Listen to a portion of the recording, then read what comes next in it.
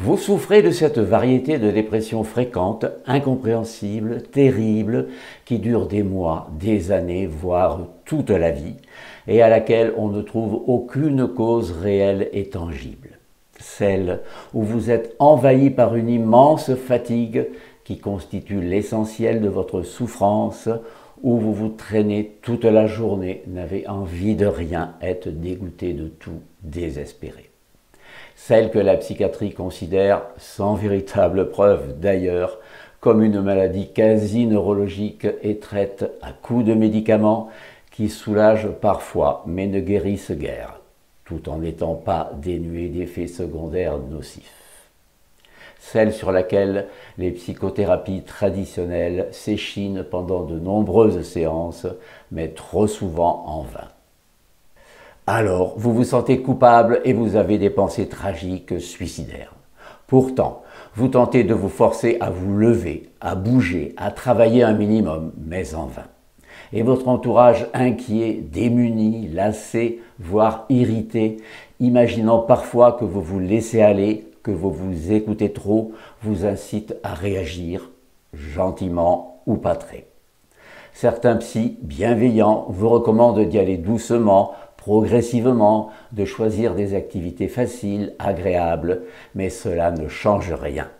Au contraire, plus l'effort est dérisoire, plus l'échec est désolant. Tout cela vous décourage, vous irrite, car vous n'y pouvez rien et vous finissez par croire qu'il n'y a pas de solution. Je vous comprends, mais je vous assure que vous vous trompez.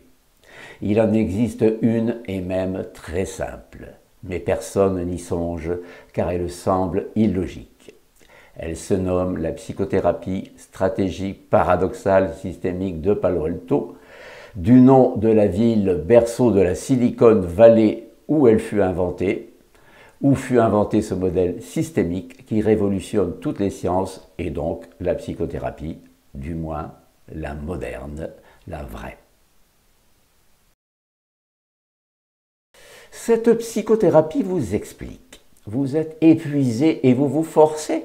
Mais ce n'est pas logique, c'est courageux, mais c'est absurde. Non seulement cela ne vous aide pas, mais cela vous affaiblit et vous épuise encore plus. Cela aggrave et prolonge votre état. Donc, faites le contraire, ne forcez plus, ou plutôt forcez-vous à ne pas vous forcer. N'utilisez plus la volonté mais la frustration. C'est-à-dire, concrètement, le matin, vous n'arrivez pas à vous lever. Alors, posez-vous un ultimatum. Donnez-vous 15 minutes. Et si au bout de ces 15 minutes, vous êtes toujours au lit, eh bien, restez-y encore 2 heures sans bouger.